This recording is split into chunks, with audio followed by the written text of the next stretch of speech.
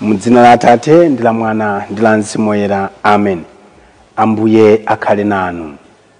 Tikulandireni pano pa Tiyankhule na Ambuye lero loweruka pa 14 Juni 2025. Tiyeni tipempherere limodzi. Mawu oyamba akuchokera mu kalata yachiwiri ya Paulo woyera kwa Akorinto mutu 5 ndime ya 14 mpaka 21.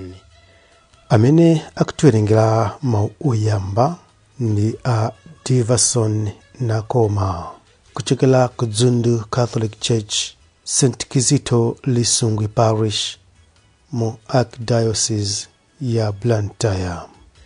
Mthenga woyera ndi monga adalembera Mateyo woyera mutu 5 ndime ya 33 mpaka 37.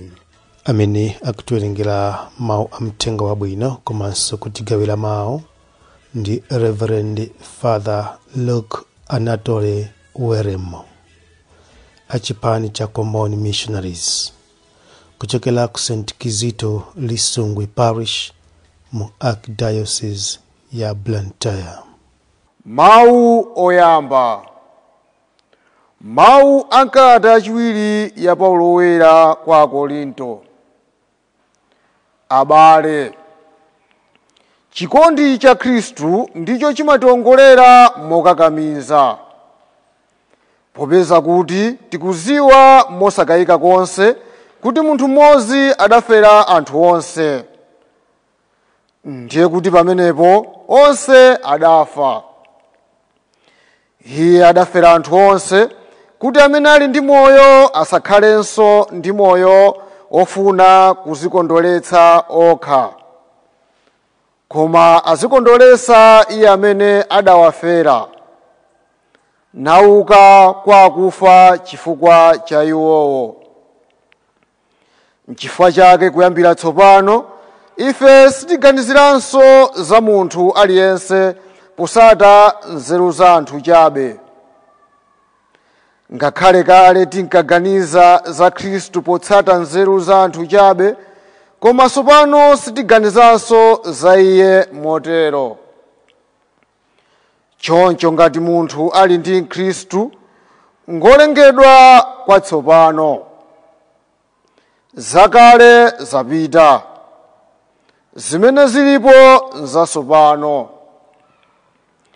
Wochita zonsezi ndi Mulungu amene mwa Khristu adatiyanjanisa ndi iye mwini, ndipo adatipasa ntchito yolalikira anthu m'chiyanjanitsocho. Ndiye kuti mwa Khristu Mulungu ankayanjanisa anthu apa dziko lonse lapansi iye mwini, wosawalengera machimo awo. Ndipo adatipasa ifeyo maonena za chiyanjanitsocho kuti tiwalalikire.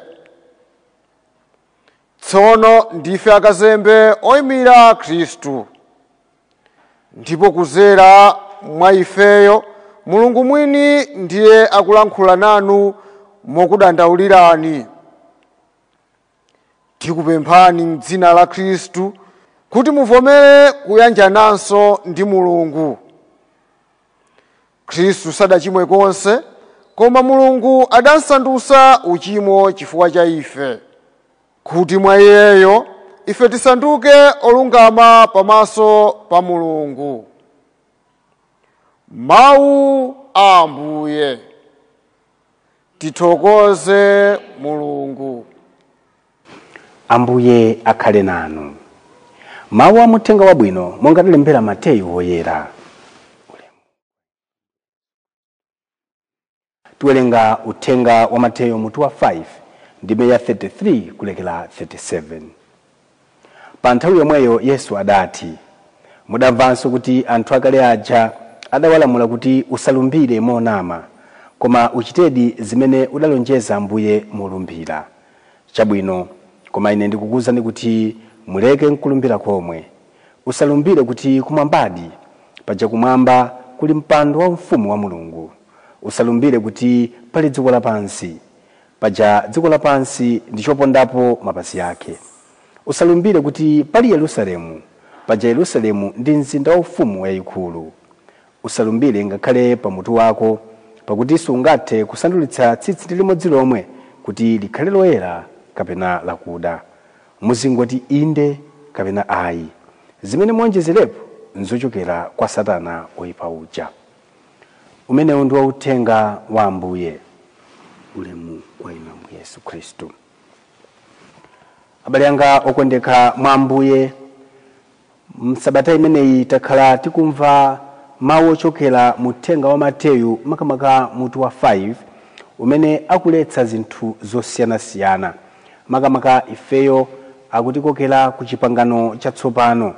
Mkati mwa ndime imeneyi akhala akutiletsa kuti tisamakhale anthu achiphamaso. Lero akutiletsa kuti tisamalumbire. Kodi kulumbira nkutani?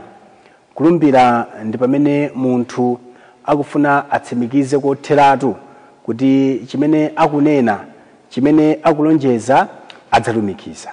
Ndipo chimene akufuna adzakwaniritsecho amafuna achinene ndi mawu ena kuti amene akumvera akhutiredi, atsimikizedi kuti uyuyu sakunama.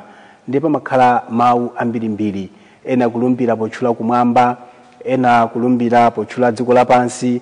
Koma Ambuye Yesu akuti wosunga lonjezo, munthu amene adzakwaniritse chimene amachita, sakusoweka mawu ambiri. Munthu amene akudziwa kuti zimene ndikunena ndi zoona, sakusoweka kuti mwina alembe chibuku kuti anthu amukhulupirire iyayi. N'chifukwa chake kuti inde wanu angokhala inde, ndichita inde, zithere pompo. Kenaka tipeze nthawi tikwaniritse. Ayi wanu akhale ayi, osati kulankhula zambiri zochulukitsa. Chifukwa pamene tayamba tsopano kuti timasulire, titambasulire, tiwalitsire, pena timadzamba bodza, pena timadzamba kunamisa Mulungu.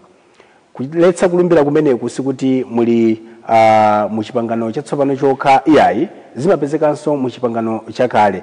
Makamaka tikawerenga m'buku la Mlaliki 5 ndime ya 5 imanena kuti usamafulumire kulankhula ndipo usamalumbire msanga kwa Mulungu mu mtima mwako. Paja Mulungu ali kumwamba, iwe uli pa dziko lapansi. Zimene wazilumbira uzichitedi, pakamwa pako pasakuchimwitse. Mapeto ake uzidzati ndimangonena. Akutero Mlaliki kuti tikati talumbira motsimikiza mpaka winayo wakhutira, wavomereza ndipo wadalira, tikadzalephera ndeti mamba kupeza mawu oyena ophipiritsira kuti ayi ndimangonena, ayi zandivuta, ayi mundidikirebe iyayi.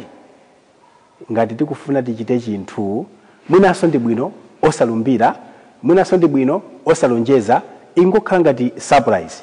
Chifukwa pali ubwino ngati sinalonjeze ndikuti taona kuti sitikwaniritsa, zingothera momwemo, palibe atifunse, palibe amene akusungira mawu athu, palibe ena amene angati apa kuti anena. Iyayi timakhala anthu aufulu. Koma tikalonjeza, pa Chingereza amati promise is a credit. Yes, lonjezo ndi ngongole, ndipo lidadulitsa mutu wa Yohane. Pamene talonjeza tapanga chikole, ndiye lidzakhala tsoka kwa ife pamene silinakwaniritse. Ndi anthu amayamba kuti achikhulupiriro mwa ife. Ngakhale tineneza bwino zotani, ngakhale ndidzakwaniritse, koma nthawi zoti awa ngosadalirika. Ambuye Yesu akufuna kuti ifeyo tikhale akhristu odalirika nthawi zonse. Makamaka pamene tikufuna tichite china chake chabwino, tiyeni tingochichita mosalankhula zambiri. Ndipo monga sotamvera mu kalata yachiwiri ya Paulo oyera kwa Korinto, akutero kuti n'chifukwa chake kuyambira tsopano ife sitiganiziranso za munthu aliyense potsata nzeru za anthu chabe. Ngakhale kale tinkaganiza za Khristu potsata nzeru za anthu chabe, koma tsopano sitiganizanso nzeru za iye motero. Akutero kuti tisamaganize monga mmene munthu amaganizira iyayi. Fuka munthu amaganiza kuti ndikwaniritse, kuti andikhulupirire, kuti andidalire, ndichulutse mawu ndionjezere iyayi. Zina zonse zimene tionjezera pa inde kapena pa ayi nzochokera kwa oyipa uja. Apa tafuna kupereka kuti mawu athu ali ndi mphamvu, mawu athu ndi ofunikira, mawu athu ndi amtengo wapatali pamene tikonza maubale osiyanasiyana. Koma ngati sitigwiritsa bwino ntchito mawu amene wawa, adzakhala chiwonongeko, adzakhala ifeyo gwero la kufoka kwathu. Ambuye atithandizire kuti makamaka tisamafulumire kulankhula pokhapokha, makamaka pamene akuti tisalumbire zonama, tisalumbire zonyenga. Makamaka ena amafuna mpaka atchule dzina la Mulungu, koma chilungamo akudziwa kuti izi zisadzakwanitsa.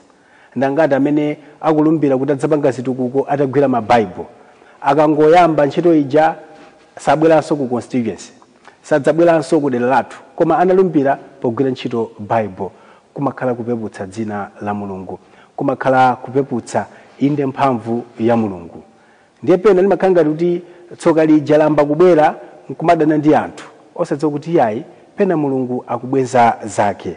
Tiyeni tiphunzire kugwiritsa ntchito dzina la Mulungu pa zinthu zoyenerera, tiphunzire kugwiritsa ntchito dzina la Mulungu pa zinthu zokhazo zimene zili zolungama. Tisamangotchula Mulungu paliponse ngati kuti ndi classmate wathu, tisamangotchula Mulungu paliponse ngati kuti ndi munthu amene timayenda naye bawo. Mulungu ndi wamkulu, ali kumwamba payekha, palibe amene amamuuzira mayankho yayi, ndi amene adalenga dziko lakumwamba ndi dziko lapansi pano. Iyeyo adzilandira ulemerero nthawi zonse. Ndipo monga mmene malamulo amanenera, usatchule dzina la Mulungu wako pachabe. Tikhale akhristu amene tili ndi mantha potchula komanso polemekeza dzina la Mulungu mlengi wathu. Amen. M'dzina la Atate ndi la Mwana ndi la Mzimu Woyera. Amen.